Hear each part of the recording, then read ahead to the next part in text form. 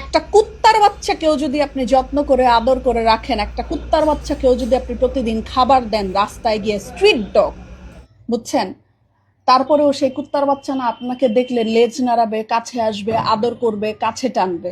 কিন্তু আপনি মানুষরূপী কুত্তার বাচ্চাগুলাকে যতই আদর করেন, যতই মায়ে আগলে রাখেন, যতই ভালোবাসা দেন না কেন, আপনাকে কামড় দিবেই, আপনার পিঠ পিছে খারাপ করবেই, আপনাকে সাপের থেকেও বেশি বিষ দিবে। বুঝতে পারছেন? কুত্তা, সাপ, বিচ্ছু এদেরকেও বিশ্বাস করা যায়, কিন্তু মানুষকে বিশ্বাস করা যায় না।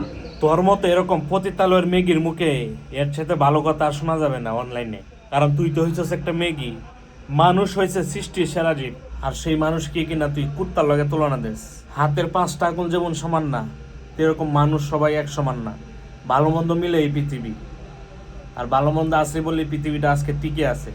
তো তোর মুখের কথা শুনলে মনে হয় এই পৃথিবীর সবাই, সব মানুষ এই খারাপ, তোর মতো সবাইরই ভাবস।